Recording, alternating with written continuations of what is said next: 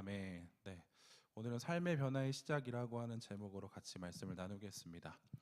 어, 지난주 이 시간 우리는 또 세 번의 말씀과 한 번의 특강을 통해서 주의 말씀을 계속 들었고, 그로 인하여서 우리가 어떻게 살아가야 하는지, 거룩한 또 예배자로, 거룩한 청년으로, 또 거룩한 교회로 우리가 어떻게 살아가야 하는지에 대해서 배웠고, 그리고 여러분들이 또 결단을 하셨을 거라고 생각을 해요.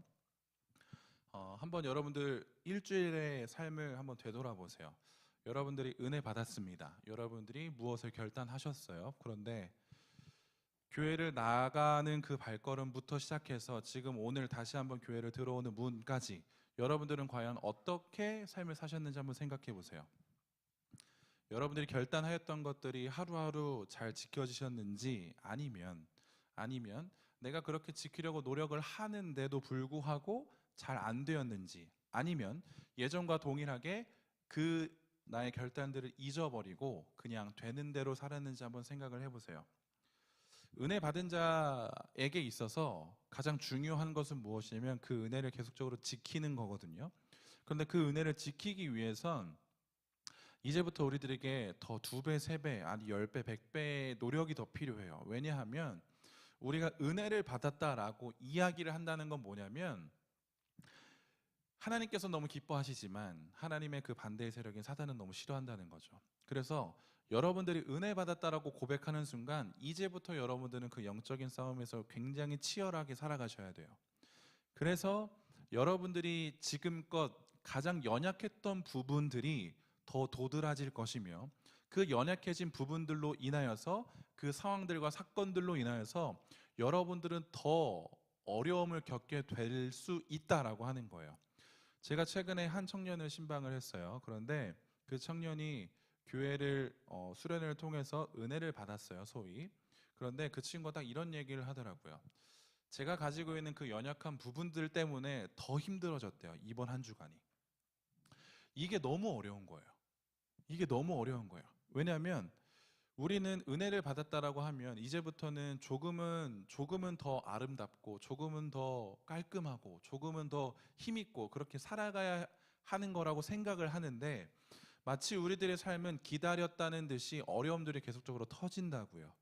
그러면서 내가 받았던 은혜들이 하나하나씩 잊혀져 가요. 그게 사단이 우리들을 공격하는 것이죠. 그래서 여러분들이 정말로 은혜 받았다라고 한다면 그 은혜를 지키려고 애써야 해요. 지키려고 애써야 해요. 그 지키는 것이 우리들에게 이제부터는 너무나도 중요한 행동, 결단, 의지가 되었다라고 하는 겁니다. 우리가 지난 시간까지 사도행전을 계속적으로 쭉 진행을 해오면서 무엇에 대해서 이야기를 나눴냐면, 제자들과 120명의 사람들은 다락방에 모여서 예수님께서 말씀하신 그 성령을 기다렸어요. 그리고 하나님께서는 하나님의 때와 하나님의 방법에 맞게 그들에게 성령을 부어주셨죠. 그리고 성령 세례를 통하여서 성령 충만함을 받게 되었고, 그리고 성경의 기록을 보니 오순절날 유대인들이 참 많이 왔는데 성령 받은 사람들이 각각 유대인들의 지역에 맞는 방언을 통하여서 한 가지를 공통적으로 이야기하기 시작했는데, 그것이 하나님의 큰 일이다라고 성경은 기록을 하죠. 그리고 베드로는 그 자리에서 일어나서 사람들에게 설교하기 시작합니다. 그런데 그 설교의 가장 중요한 것은 무엇이냐면, 너희들이 예수를 십자가에 못 박혀 죽게 한 장본인들이다. 그러니 여러분들은 반드시 회개를 통하여서 하나님의 생명을 얻어야 한다라는 것을 이야기를 해 주었죠. 예수 그리스도를 너희들이 죽였다라고 하는 그 말씀에 사람들은 두려워하기 시작했고, 그래서 그들은 우리가 어떻게 하면 살 수 있습니까? 라고 하는 이 질문에 베드로는 주 예수 그리스도 이름으로 회개하고 주 예수 그리스도 이름으로 세례를 받고 여러분들이 하나님의 성령을 받으면 된다라고 이야기를 해주었다라고 하는 거예요. 그 이후의 사건이 오늘 본문에 나오는데, 성령을 받은 자들, 그리고 회개하고 주 예수의 이름으로 세례를 받은 자들이 3,000명이나 더하여졌다고 오늘 본문은 기록을 해요. 그리고 나서 그들이 무엇을 하였는가를 봤더니 사도의 가르침을 받았고 그리고 서로 함께하며 떡을 떼며 교제했다라고 이야기가 나오기 시작을 하죠. 그리고 43절을 보시면 사람마다 두려워하는데 사도들로 말미암아 기사와 표적이 많이 나타났대요. 사람마다 두려워했다는 건 무엇이냐면 그 베드로의 말씀을 통하여서 사람들은 여전히 계속적으로 그 두려움에 사로잡혀 있었다라고 하는 거예요. 내가 하나님, 내가 그 예수님을 십자가에 못 박았다. 나는 어떻게 살아가야 하지? 라고 하는 이 두려움 플러스 계속적으로 내 지난날의 삶들을 되돌아보면서 내가 어떠한 자였는지를 계속적으로 고백하고 곱씹어 보게 되니 그 두려움들이 계속적으로 내 안에 있었다라고 하는 거예요. 그리고 나서 사도들로 인하여서 기사와 표적이 많이 나타났대요. 이 기사와 표적은 우리가 잘 아는 것처럼 기적이라고도 이야기할 수 있어요. 그런데 여러분들이 여기서 오해하시면 안 되는 게 무엇이냐면 그 당시는 신구약 성경이 완벽하게 66권으로 딱 되어 있지 않았기 때문에 물론 지금도 하나님께서는 기사와 능력으로 우리들에게 임하여 주실 것이고 우리들에게 보여주실 거예요. 하지만 그 당시는 이 신구약 완벽한 하나님의 말씀이 다 정립되지 않았기 때문에 하나님께서 하나님을 드러내는 방식으로서도 표적과 기사를 사용하셨다라고 하는 거예요. 그리고 실제로 사도들은 그 하나님의 능력으로 인하여서 기사와 표적을 많이 보여주었다라고 하는 사실을 우리는 볼 수 있다라고 하는 겁니다. 그리고 나서 성령 충만으로 인한 역사는 여기서 그치지가 않아요.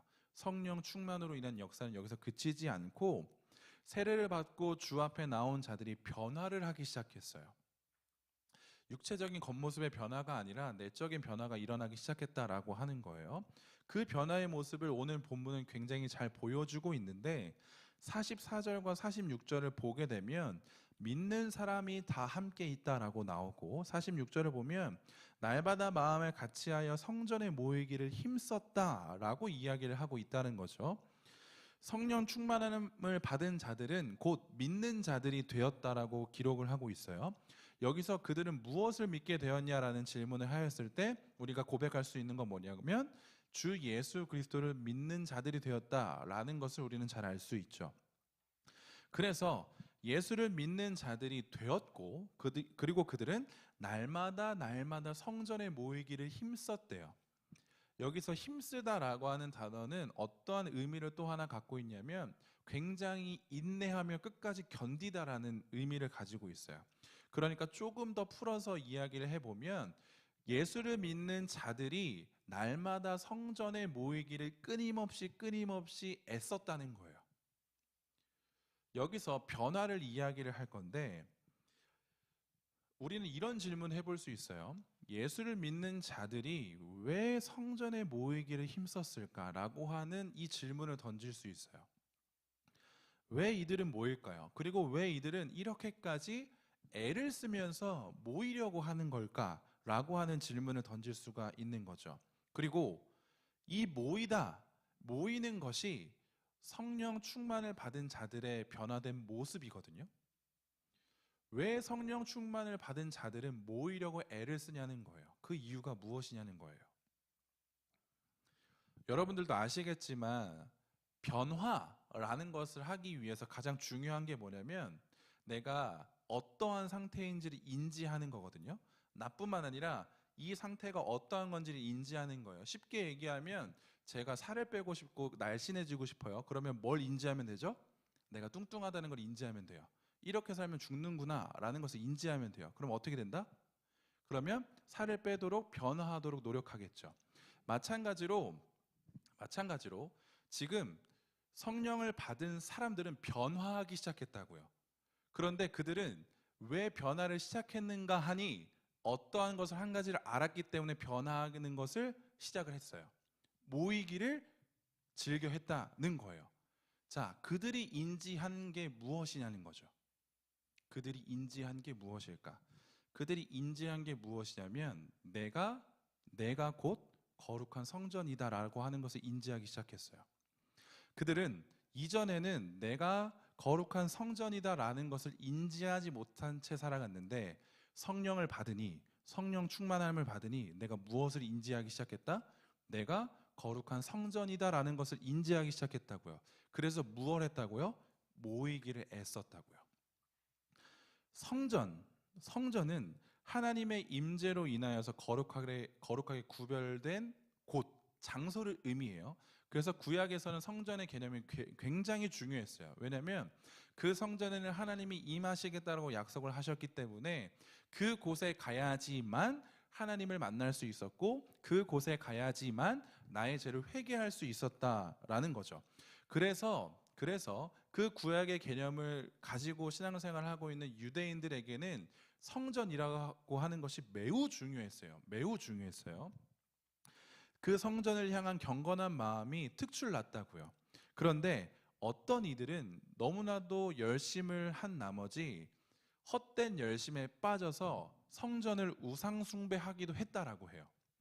그러니까 유대인들에게는 굉장히 이 성전이라고 하는 곳이 얼마나 중요한지를 여러분들이 잘 아시면 돼요. 그런데 신약으로 넘어와서 예수님께서 말씀하여 주시기를 성전의 개념을 예수님께서는 바꿔주셨어요.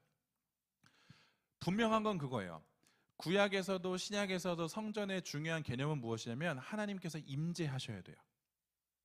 그런데 구약에서는 하나님의 임재하는 곳이 정해져 있었다라고 한다면 신약으로 넘어와서 예수님께서 성전을 재정립해 주시는데 예수님께서는 이렇게 말씀을 하세요. 하나님의 영이 거하는 자마다 하나님의 전이 될 것이다 라고 분명히 말씀을 해주시죠. 그러니 이제 성전이라고 하는 것은 장소의 개념이라고 하는 것보다 하나님의 영이 거하는 자, 사람의 개념이 된 거죠. 그러니 여러분들 잘 생각하셔야 돼요. 여러분들이 정말 하나님의 성전이라고 고백하신다면 반드시 내 안에 성령이 계시는지 하나님이 계시는지를 꼭 확인하셔야 돼요. 우리는 지금 이 교회라고 하는 건물에 있습니다. 근데 이 건물은 성전이 아니에요. 이 건물은 그냥 건물일 뿐이에요. 그런데 이 건물이 성전이 되기 위해 교회가 되기 위해서 우리는 뭘 점검해야 하느냐? 지금 우리가 이곳에 모인 우리들의 마음 가운데 성령님이 계신지 안 계신지, 우리들의 마음 가운데 하나님이 계신지 안 계신지를 점검해야 된다는 거죠. 그래서 만약에 우리들의 마음 가운데 성령님이 계시다라고 한다면 이곳은 성전이에요. 이곳은 교회예요. 하지만 우리 마음 가운데 하나님이 계시지 않으시면, 하나님의 영이 계시지 않으시면 우리는 성전이라 부를 수가 없다라고 하는 거예요. 이 개념이 완벽하게 뒤집어집니다. 자, 고린도전서 3장 그리고 6장을 보면 이렇게 기록을 해요. 너희는 너희가 하나님의 성전인 것과 하나님의 성령이 너희 안에 계시는 것을 알지 못하느냐? 누구든지 하나님의 성전을 더럽히면 하나님이 그 사람을 멸하시리라. 하나님의 성전은 거룩하니 너희도 그러하리라. 너희 몸은 너희가 하나님께로부터 받은 바 너희 가운데 계신 성령의 전인 줄을 알지 못하느냐? 너희는 너희 자신의 것이 아니라 값으로 산 것이 되었으니 그런즉 너희 몸으로 하나님께 영광을 돌리라 라고 분명하게 이야기를 한다는 거죠. 성전은 하나님의 영이 내 안에 계시면 내가 곧 성전이에요. 내가 곧 성전이에요. 그러니 이 성전을 더럽히지 말래요. 더럽히지 말래요. 이 말은 곧 무엇이냐면 여러분들을 거룩하게 하라는 뜻이죠. 내가 하나님의 임재가 가득한 성전인데 내가 더러워진다라고 하면 곧 하나님이 더러워지시는 거예요. 하나님의 임재가 더러워지는 거예요. 그런데 우리는 그렇게 해서는 안 되잖아요. 그래서 성경은 사도 바울은 계속적으로 이야기하는 것이 무엇이냐면 우리를 거룩하게 하라는 거죠. 왜요? 내가 거룩해져야지만 하나님의 거룩하심이 더욱더 높이 들리기 때문이에요. 베드로와 함께 모인 자들, 그리고 예수의 이름으로 세례를 받은 자들, 내 안에 하나님의 영이 거하신다라고 하는 것을 인지함으로 인하여서, 그 시작으로 인하여서 그들의 삶은 변하기 시작했어요. 성전으로 모이기에 애쓰게 되었고 계속적으로 성전 안에서 가르침을 듣고 그 가르침을 받은 대로 살아가려고 그들은 애를 썼다라고 하는 겁니다. 그들은 모여서 이제부터 성전의 역할을 하게 돼요. 하나님을 예배하는, 하나님을 경배하는, 하나님을 찬양하는 역할을 그들은 감당하게 된다라고 하는 것이죠. 그래서 성전이다, 내가 거룩한 성전이다 라는 것을 인지한 사람들이 무엇을 하느냐? 오늘 본문 47절을 보면 하나님을 찬미한다라고 이야기를 해요. 하나님을 찬송한다는 거예요. 곧 예배하고 경배한다는 뜻이죠. 내가 거룩한 성전이다라는 것을 인지한다면 우리는 성전에 모여서 뭘 할 거냐면 오직 하나님만을 찬양할 거예요. 이게 우리들의 변화된 모습 첫 번째라고 하는 거죠. 반드시 내 안에 성령님이 계시면 이 모습이 보여질 수밖에 없어요. 그럼 제가 여러분들에게 이 질문할 수 있어요. 어떤 질문이냐면 혹시 여러분들 이번 한 주 살아가시면서 와 진짜 내가 교회에 나와서 하나님을 예배하고 싶다. 빨리 내가 교회에 가서 하나님께 찬양하고 싶고 기도하고 싶고 말씀 듣고 싶다라고 생각이 든 사람이 있나요? 그건 잘 알아서 잘 손 드세요. 우리가 은혜 받았다라고 한다면 오늘 말씀을 빌어서 이야기를 하자면 우리는 은혜를 받았습니다. 그 말은 무엇이냐면 내가 누구인지 알게 되었다는 거예요. 나는 이제 더 이상 죄인으로서 살아가는 게 아니라 죄악된 모습으로 살아가는 것이 아니라 거룩한 하나님의 성전으로서 내가 거룩을 지키면서 살아가야 된다라는 것을 알게 되었어요. 그렇다라고 한다면 우리는 무엇을 해야 되냐? 성전에 모이기를 힘써야 돼요. 교회에 모이기를 힘써야 돼요. 왜요? 이 교회에서 하나님을 예배할 수 있고 하나님을 거룩하게 하실 수 있으니까요. 그런데 마찬가지로 우리들의 삶에서도 우리는 이 거룩을 지켜가며 하나님을 예배하며 살아가야 했다라고 하는 거예요. 여러분들이 정말 은혜 받았으면 예전의 삶이랑 지금 일주일의 삶이랑 조금은 달라졌었어야 해요. 달라졌었어야 돼요. 말씀을 읽어내지 않았던 우리들이 은혜 받은 자라고 한다면 말씀을 읽어내려고 하는 모습으로 변화되어져야 되는 거고, 내가 기도하지 않은 자였다라고 한다면 기도하는 모습으로 변화되어져야만 하는 거고, 내가 하나님을 찬양하지 않았다라고 한다면 내가 하나님을 찬양하는 자로 변화되어져야 했던 우리들의 일주일의 모습이었다라고 하는 겁니다. 그게 은혜 받은 자의 변화된 모습이에요. 내 안에 성령님이 임하시면 우리는 너무나도 자연스럽고 당연스럽게 하나님을 찬양할 수밖에 없어요. 그리고 예배의 자리로 예배자로 세워진 자들이 모인 곳이 바로 이 성전, 교회라고 하는 겁니다. 교회를 칭하는 표현이 굉장히 많아요. 그 성경 안에서 교회를 칭하는 표현이 굉장히 많은데 하나님의 전, 하나님의 성전도 이와 마찬가지입니다. 그리스도의 몸, 그리스도의 신부, 하나님의 전, 이 모든 것들이 교회를 지칭하는 단어들이거든요. 그런데 이 교회라고 하는 단어 헬라어로는 여러분들 잘 아시는 것처럼 에클레시아라고 하는 단어를 써요. 이 말은 무엇이냐면 하나님에 의해 불러낸 회중이라는 뜻이에요. 하나님에 의해 불러낸 회중, 그리고 또는 집회, 그러니까 무리들을 지칭해요.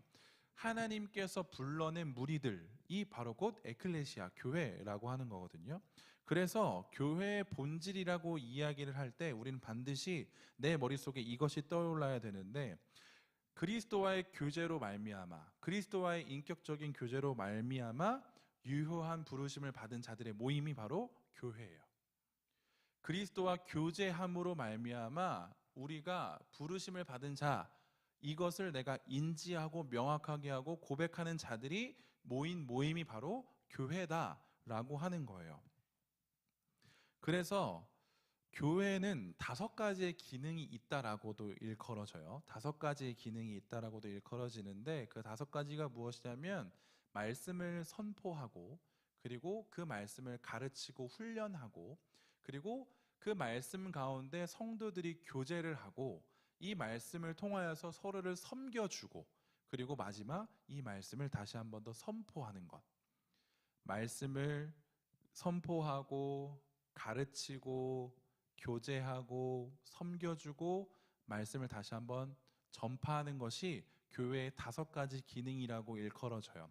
그런데 이 5가지 중에 무엇이 더 중요하다 이런 건 없어요. 다 동일하게 중요합니다.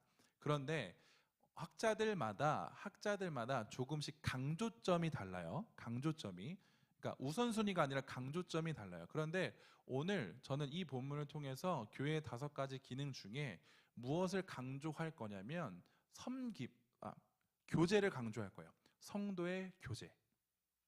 성도의 교제를 강조하는 이유가 무엇이냐면 성령을 받은 자, 내가 거룩한 하나님의 성전이다라고 일컬음을 받은 자, 깨닫는 자들이 보여준 모습이 바로 성도의 교제의 모습이에요.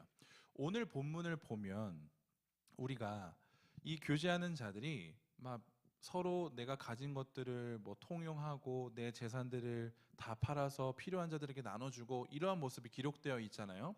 그런데 성령을 받은 자들의 모습이 일회적이고 일시적이 아니에요. 단회적이 아니에요. 오늘 말씀이 그대로 4장에서도 동일하게 나오거든요. 서로 가진 재물을 다 팔아서 나눠주는 이 모습, 성도의 교제를 감당하는 모습들이 4장에서도 동일하게 나온다고요. 그러면 우리는 무엇을 생각할 수 있냐면 성령을 받은 자들의 모인 교회의 모습은 이런 것일 수 있겠구나 라고 하는 당위성이 생겨버려요. 무슨 말인지 아시겠죠? 그러면 성도의 교제가 무엇인지를 우리가 조금 더 구체적으로 알아야 돼요. 여러분들이 생각을 해보세요. 우리가 성도의 교제를 나눕시다 라고 할 때 여러분들은 무엇을 떠올리시죠? 근데 그 교제가 맞는데 마틴 로이드 존스라고 하는 분은 우리가 지금 머릿속에 떠올리는 교제가 그런 교제가 아니라고 이야기를 해요. 한번 보시죠. 교제란 매우 깊은 연합을 의미한대요. 교제는 교회에서 이따금씩 만나고 예배가 끝날 때나 예배 중에나 집으로 돌아갈 때 고작 악수하는 정도가 아니래요. 혹시 여러분들이 그걸 떠올렸다면 그게 아니래요. 교제는 어떤 사람들은 순전히 사교적인 측면에서만 생각을 한대요. 단지 차와 다가를 나누는 것이라 생각을 하며 피상적인 우애와 친절, 즐거움 따위가 아니라는 거예요. 교제라는 위대한 단어가 이런 식으로 격화되었대요. 우리가 내 머릿속에서 떠올리는 성도의 교제, 그냥 단순히 어느 날 모여갖고 예배 끝나고 잠깐 만나서 야, 너 잘 살았어? 그래, 우리 잘 살자, 안녕, 이런 게 교제가 아니라는 거예요. 그리고 그냥 1시간, 2시간 차 다가를 내오면서 어떻게 살았니? 그래, 너 힘들었지? 회사는 정말 힘들었지? 학교도 정말 힘들었지? 이렇게 그냥 삶을 나누는 것이 교제가 아니라고요. 우리는 어쩌면 이 성도의 교제라고 하는 이 위대한 단어를 그런 식으로만 생각을 하기 때문에 정말로 교제가 무엇인지를 모르기 때문에 그 교제를 격화시켜 버렸대요. 그러면 우리는 알아야겠죠. 성도의 교제가 무엇인지. 그런데 이 성도의 교제를 알기 위해서 우리는 반드시 뭘 알아야 되냐면 나라고 하는 존재가 지금 어떠한 존재인지를 반드시 알아야 돼요. 계속적으로 우리가 지금 말씀을 통해서 제가 동일하게 반복적으로 이야기하는 게 뭐냐면 내가 누구인지를 아는 게 굉장히 중요하다는 거예요. 내가 누구인지를 아는 것이 너무나도 중요해요. 그렇기 때문에 내가 누구인지를 알면 이 성도의 교제가 어떠한 의미인지까지도 우리는 알 수 있다는 거예요. 제가 뒤에는 적진 않았지만 한번 귀로 들어보세요. 이렇게 성도의 교제를 단순하게 생각하는 것은 교회가 아니래요. 여기에는 어떠한 교제가 없대요. 진정한 교제는 무엇이냐면 깊은 사귐이 있고 깊은 친교가 있는 것이 교제래요. 근데 여러분들 이거 잘 아시죠? 교제라고 하는 것은 깊은 사귐이 있어야 된대요. 깊은 친교가 있어야 된대요. 우린 그걸 너무 잘 알죠. 그렇죠? 교제라고 하는 것은 깊이가 있어야 된다는 거 우리 너무 잘 안다고요. 근데 그 깊이가 어느 정도의 깊이일까요? 내가 예를 들어서 상인이랑 눈 맞췄기 때문에 상인이랑 교제를 나눈다고 칩시다. 근데 내가 상인이와 깊은 교제를 나누겠다라고 한다면 과연 어디까지 나아가야지 깊은 교제일까요? 그게 너무 어렵다는 거죠. 그런데 이 책에서 마틴 로이드 존스라고 하는 목사님은 이 깊은 교제를 설명하기 위해서 우리들의 인간의 삶에서 가장 이 교제를 쉽게 예로 들 수 있을 만한 것을 딱 한 가지를 꼽는데 그게 뭐냐면 결혼이에요. 결혼이라고 하는 이 관계를 듬으로써 깊은 교제를 설명해요. 근데 이 결혼이라고 하는 이 제도를 가지고 교제를 설명하는 건 이 목사님만 하는 게 아니라 우리는 성경에서도 하나님께서 하나님과 이스라엘의 관계를 설명하실 때 이 결혼의 관계를 통해서 설명하신다는 것을 우리는 잘 알아요. 결혼이라고 하는 이 제도, 이 관계는 매우 깊은 관계예요. 매우 깊은 관계예요. 왜냐하면 일단은 남자는 여자를 알게 되고 여자는 남자를 알게 돼요. 이것이 결혼의 관계예요.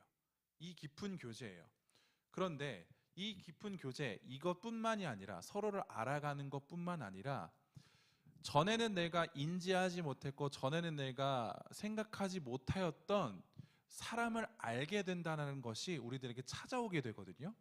근데 이건 단순히 내가 내 아내를 아는 것, 내 남편을 아는 것, 이것 이상이에요. 우리가 결혼이라는 것을 생각을 할 때 반드시 우리들에게 따라오는 것은 무엇이냐면 책임, 희생, 섬김이거든요. 결혼은 연애와 달라요. 결혼 연애와 다릅니다.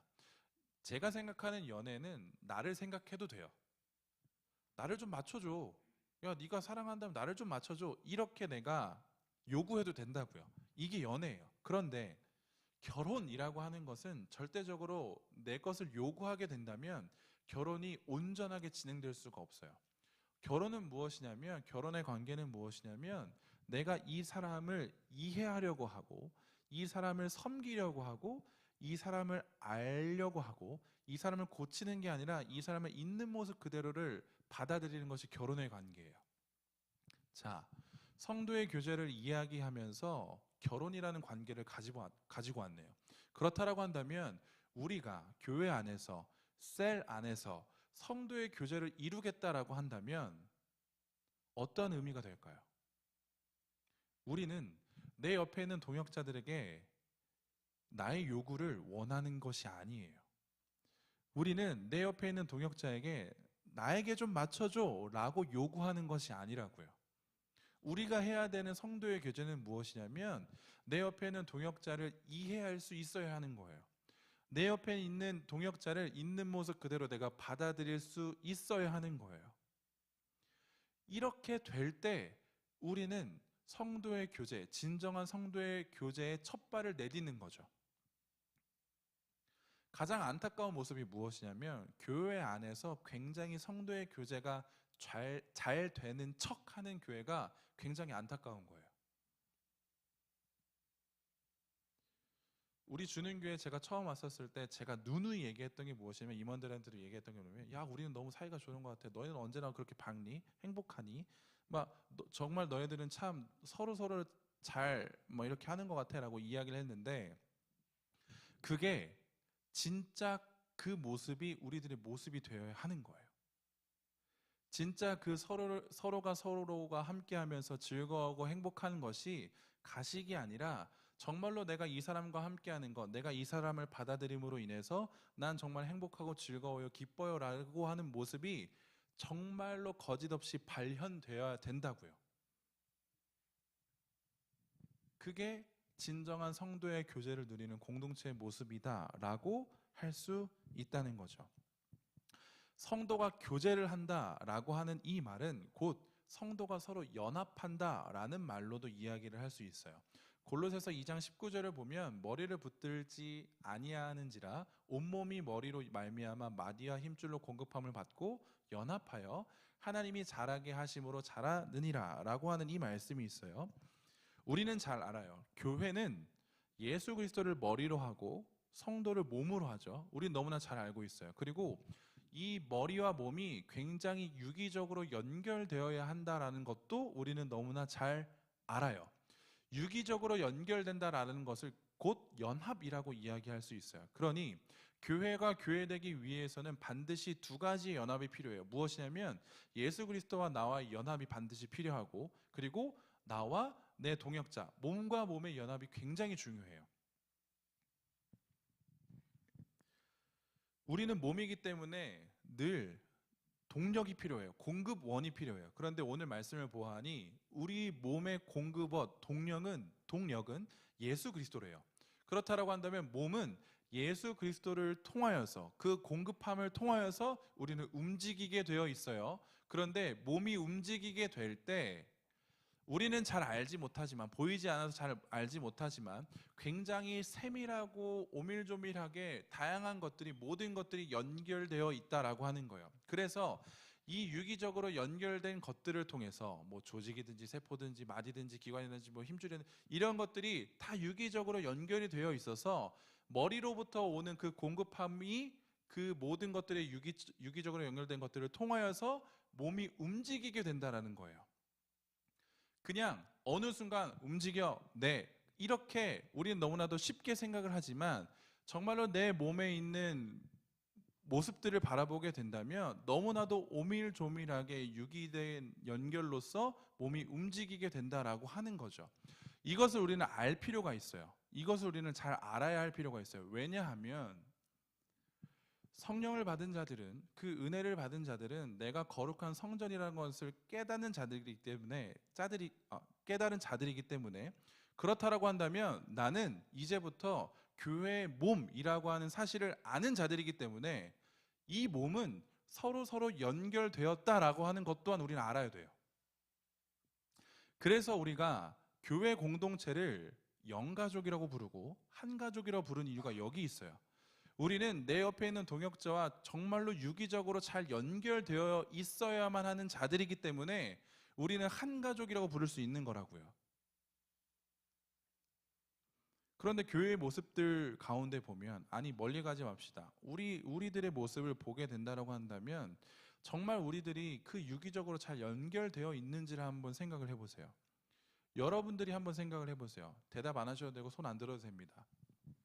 과연 여러분들은 우리 공동체 각 지체들과 정말로 유기적으로 잘 연결이 되어 있나요? 이게 너무 중요한 물음이고 질문이에요. 그런데 우리는 이것도 알아요. 과연 과연 어떤 사람이 정말로 모든 사람들과 유기적으로 잘 연결되어 있는 사람이 있을까? 과연 모든 사람들과 함께 정말로 그 성도의 교제를 진하게 누리며 살아가는 사람이 있을까? 과연 이러한 질문도 들지 않으세요? 제가 이런 질문을 하면 여러분들도 저에게 질문할 수 있어요. 그럼 목사님은 우리 공동체원들과 유기적으로 잘 연결되어 있으신가요? 통일하게 질문할 수 있는 거거든요. 그런데 우리는 알아야 되는 게 무엇이냐면, 교회라고 하는 공동체는, 교회라고 하는 이 조직은 반드시 우리가 서로 유기적으로 연결되어 있어야 해요. 이 말은 무엇이냐면, 제가 저번에도 한번 말씀드린 것 같지만 서로가 어떠한 상태인지를 반드시 아셔야 돼요. 내 옆에 있는 동역자가 어떠한 상태인지를 내가 인지해야 해요. 인지하지 못한다고 했었을 땐 굉장히 큰일 나요. 내 몸이 아프다는 걸 인지하지 못한다고 한다면 더 크게 화가 올 수 있겠죠. 그 병을 더 키울 수 있겠죠. 마찬가지예요. 우리 공동체가 유기적으로 연결되어 있다라고 하는 것은 무엇이냐면, 내 옆에 있는 동역자가 작은 아픔에도 우리는 반응해야 된다는 거예요. 어떻게까지 반응해야 할까요? 어떻게까지 반응해야 할까요? 제 성격은 보여지는 거랑 제 정말 홀로 있을 때 성격은 너무 달라요. 저는 굉장히 조용하고 과묵하고 혼자 있는 걸 즐겨해요. 그리고 남들에게 다가가는 걸 굉장히 싫어해요. 그런데 제가 목사가 되고 나니 그렇게 할 수가 없어요. 그래서 새 가족이 오던가 누군가가 오면 저는 가서 그 사람의 이름을 묻고 그 사람이 어떻게 왔는지를 물어야 되는 사람이 됐어요. 그런데 제 마음속에는, 제 머릿속에는 계속 싸워요. 이제 고백하지만 예를 들어서 주일날 누가 새로 와요. 근데 전 그걸 보죠. 반드시 봐요. 너무 잘 보여요. 근데 여기서부터 생각을 해요. 가야 되나 말아야 되나? 가야 되나 말아야 되나? 가서 우리 공동체를 소개해야 되나 말아야 되나? 저쪽으로 걸어가면서도 생각을 해요. 그런데 너무 죄송해요. 저의 연약한 부분을 좀 이렇게 좀 보듬어 주세요. 이렇게 가면 그냥 지나가요. 그냥 지나가요. 몇 번은 그냥 지나가요. 그러면 제 마음속에서 또 이래요. 야, 너 그러면 안 되지 않냐? 너 뭐 하는 거야? 이렇게 막 정말 그래요. 그러면 나갔다 이렇게 또 다시 돌아와요. 돌아와서 이렇게 막 시덥지 않게 하빈이한테 야, 잘 지냈냐 이러면서 제 온통신경은 저기 있는 거예요. 그럼 다시 이렇게 걸어가요. 그럼 걸어가면서도 계속 생각해요. 내가 말을 걸어야 되나 말아야 되나, 걸어야 되나 말아야 되나. 그런데 저는 누구다? 목사다. 그렇기 때문에 저는 말을 걸어요. 어떤 말을 거냐면 이름이 어떻게 되세요? 처음 오셨나요? 어, 네. 좋아요. 네, 그럼 좀 이따 봐요. 이렇게 돼요. 이게 저의 모습이에요. 이게 저의 모습이에요. 내가 누군가에게 이야기를 하고 누군가한테 다가가는 게 참 어렵다고요. 그런데 이 모습을 많이 아는 사람들이 없어요. 당연히 모르죠. 제가 이야기하지 않으니까. 그런데 제가 오늘 말씀의 근거로 해서 여러분들과 유기적으로 내가 연결이 되고 성도의 교제를 온전하게 이루겠다라고 했었을 땐 전 이 모습을 여러분들에게 비춰주고 이야기하고 여러분들께 양해를 구해야 되는 것도 맞아요. 제가 신방을 자주 하지 않습니까? 그런데 신방을 하면 할수록 느끼는 게 뭐냐면 내가 이 사람을 안다라고 했었을 때 반드시 꽤나 많은 시간들을 들여야 돼요. 꽤나 많은 시간을 들여야 돼요. 무리로서 말고요. 그 사람 개인적으로요. 여러분들은 이곳에서 나고 자란 친구들도 있을 거고 그리고 내 옆에 있는 동역자가 5년, 7년, 8년, 9년, 10년 된 친구들이 있을 거예요. 그런데 생각해 보세요. 여러분들은 과연 내 옆에 있는 동역자를 얼만큼 알고 계시는지 한번 생각해 보세요. 그리고 내가 그 사람과 얼만큼의 시간을 쏟았는지 개인적으로 한번 생각해 보세요. 의외로 많이 쏟지 않았던 모습을 발견하시게 될 거예요. 그런데 우리 공동체는 교회라고 하는 공동체는 성도의 교제를 이뤄야 되고 성도의 연합을 이뤄야 되는 공동체는 예수 그리스도와의 연합은 물론이거니와 내 옆에 있는 동역자와의 연합도 우리는 이뤄내야 해요. 내 옆에 있는 사람을 사소한 것까지 알려고 하는 마음도 우리들에게 있어야 하는 것이 맞아요. 내 옆에 있는 친구가 오늘 교회를 안 오거나 내 옆에 있는 친구가 요즘 너무 힘들어해요. 근데 그거를 우리는 결코 외면할 수가 없어요. 외면해서도 안 돼요. 어느 순간부터 내가 외면하게 된다면 우리 공동체는 그게 건강하지 않는 신호예요. 절대 내 옆에 있는 동역자를 외면하지 마세요. 그가 형이든 누나이든 동생이든 상관없어요. 내 눈에 그 사람이 조금은 어려워하는 모습이 보이거나 조금은 이 연합의 과정에서 어려움의 모습을 보인다고 한다면 우리는 그걸 아파해야 해요. 비록 내 성격이 다가가지 못할지라도 다가가서 그들에게 이야기를 건네고 그들의 삶을 듣고 그들의 신앙을 듣고 그러면서 내가 할 수 있는 것들을 할 수 있어야 하는 것도 우리 교회가 우리 공동체가 가져야 하는 이 연합이라고 하는 겁니다. 서로가 유기적으로 연결되어 있는 공동체는 반드시 서로를 향해서 섬김을 보여주고 사랑을 보여주고 희생을 감내해요. 이 모습은 절대적으로 일시적으로 나타나는 현상들이 아닙니다. 교회가 보여줘야 하는 모습이 바로 이 모습인 거예요. 세상 사람들이 우리 교회 다니는 사람들에게 교회에게 이야기를 많이 하죠. 너희들은 과연 사랑이 있느냐 없느냐. 우리는 이 모습을 보여주지 못했기 때문에 사람들에게 손가락질 받는 것일 수도 있어요. 성경에 나오는 진짜 교회의 모습은 이렇다고요. 내 것을 다 팔아서 그들을 위해서 내 것을 나누어 준다고요. 여기에 필요를 따라 라고 하는 단어가 있죠. 필요를 따라 나누어 주었다. 이 필요를 따라가 어떤 의미일 것 같으세요? 필요를 따라. 이 필요를 따라의 원어를 쭉 살펴보면 어떤 의미냐면 가난이라는 의미예요. 가난, 궁핍함이라는 의미거든요.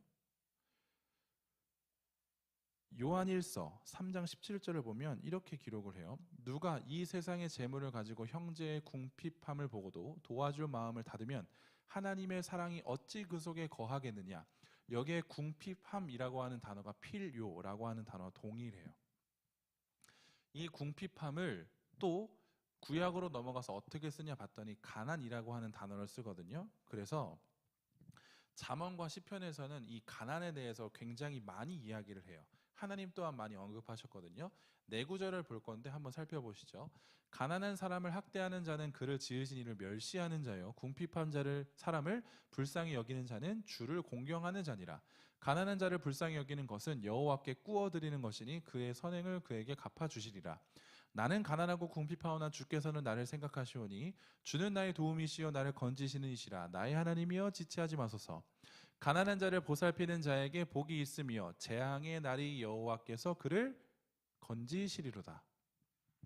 가난이라고 하는 것은 성경에서 어떻게 쓰이냐면 물질적인 가난도 마찬가지예요. 가난으로 써요. 하지만 마음의 가난 또한 이 가난이라고 하는 단어를 써요. 그러니 우리는 이 가난, 필요를 따라 나누어 주었다라고 하는 이 단어를 우리는 두 가지로 볼 수 있겠죠. 무엇일까요? 정말로 내가 삶을 살아가면서 필요한 것들을 채워주는 것도 물론이거니와 내 마음의 가난, 내 마음의 궁핍함 또한 이 공동체는 채워 주었다라고 하는 겁니다. 코로나가 한참 시작됐을 때 조금 그런 코로나가 징조가 생기기 시작했을 때 그때 제가 대전에서 제 모교회에서 이제 전도사로 이제 사역을 하고 있었는데 그 회의 때 이런 회의를 했어요. 뭐냐면 어떠한 이제 3040 결혼하지 않은 3040 청년들에 대해서 이야기를 하게 되었는데 어떤 안타까운 소식을 들었냐면 한 청년이 고독사를 했대요.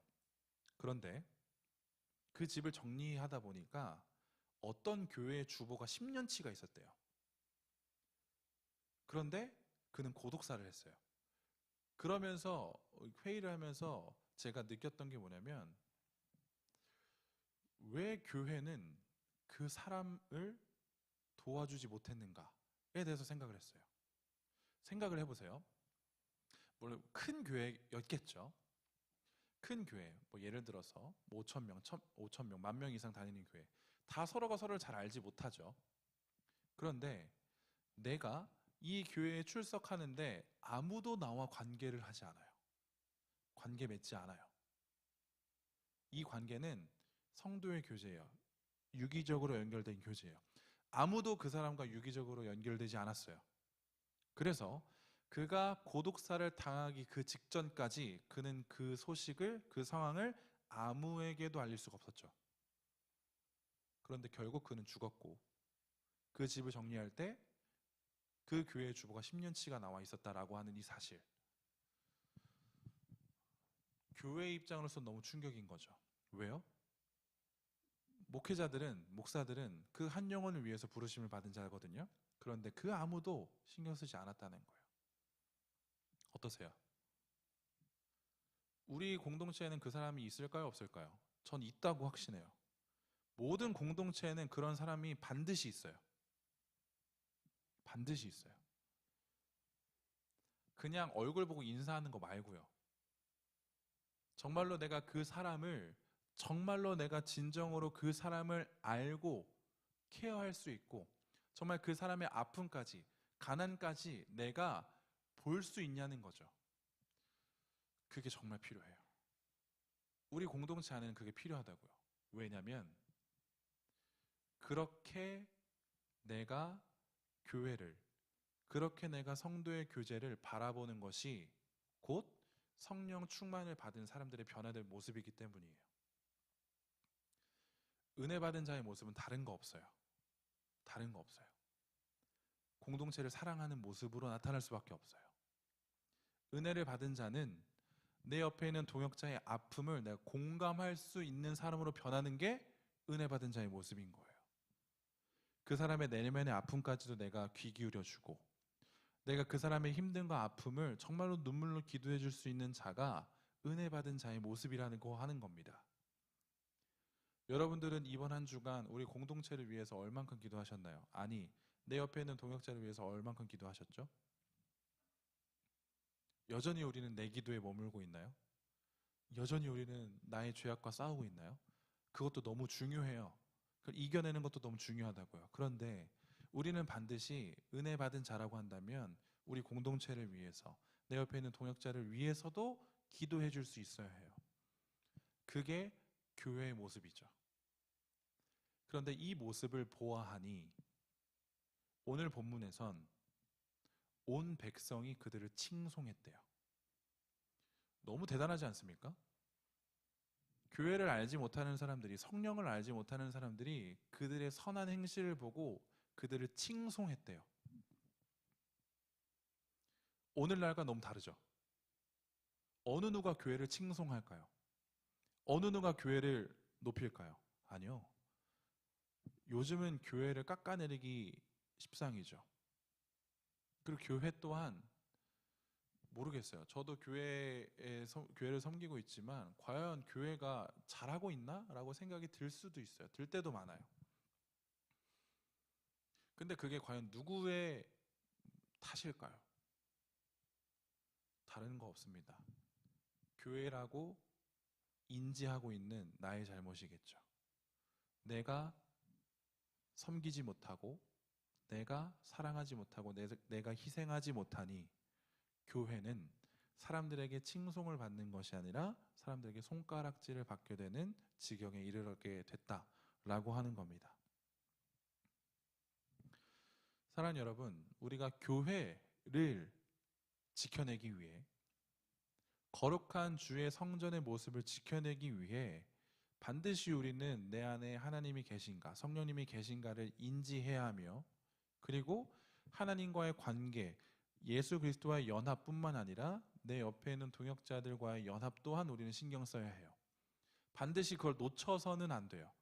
그래야지만 우리는 오늘 본문에서 보여주는 그 참된 교회의 모습을 보여줄 수 있어요. 우리 청년부는 그렇게 많지 않아요. 100명이 넘지도 않아요. 우리는 서로서로를 더 친하게, 친밀하게, 더 가까이 알 수 있어요. 환경이 너무 잘 되어 있어요. 이걸 우리가 이뤄낼 수 있다라고 한다면 우리는 반드시 교회된 모습을 회복하게 될 것이며, 그리고 우리는 이 교회에서 하나님을 경외하고 찬양하는 이 놀라운 행위들을, 그리고 이 놀라운 은혜의 역사를 이뤄나갈 수 있다라고 하는 것을 여러분들 반드시 기억하시면 좋겠습니다. 교회를 지키세요. 교회의 모습을 지키셔야 해요. 하나됨을 지키고 그 하나됨을 포기치 않으셔야 합니다. 그래서 여러분들이 교회에 나오는 발걸음이 꽤나 책임감이 있어야 되는 것이 여기에 있어요. 내가 하나됨을 지키지 않으면 누가 지키겠습니까? 은혜 받은 자는 교회의 하나됨을 지키는 자들이에요. 공동체의 하나됨을 지키는 자들이에요. 내 옆에 있는 동역자의 아픔을 책임져 줄 수 있는 사람이에요. 오늘 모인 우리가 그 모습을 감당할 수 있는 사람들로 세워지기를 간절히 소원합니다. 말씀을 마무리할게요. 은혜 받은 자, 성령 충만한 자의 모습은 반드시 이 모습으로 드러나야 하며, 내가 내 옆에 있는 동역자를 그의 가난과 궁핍과 아픔을 기꺼이 기쁜 마음으로 감당해 내기를 다짐할 수 있는 자들로 세워져야 합니다. 우리 안에 이러한 자들이 많이 생겨나면 좋겠어요. 우리 안에 이러한 자들로 가득 찼으면 좋겠어요. 서로가 서로를 위해 눈물을 흘릴 수 있고, 서로가 서로를 위해서 기꺼이 나의 것들을 희생할 수 있고 포기할 수 있는 공동체가 되기를 소원합니다. 그러니 여러분들 마음 여셔야 해요. 공동체에. 여러분들의 마음을 여시고 받아들일 수도 있어야 되고, 여러분들도 여러분들 스스로를 보여줄 수 있고 드러내줄 수 있어야 해요. 누군가가 다가오길 원한다라고 한다면 여러분들도 다가갈 준비가 되어 있으셔야 해요. 그게 교회된 모습입니다. 우리 공동체가 그 이름에 걸맞게 더불어 함께하는 공동체가 되고, 서로의 아픔을 나눠 갖고, 그리고 서로의 기쁨 또한 우리가 나눠 즐거워할 수 있는 공동체가 되기를 간절히 소원합니다.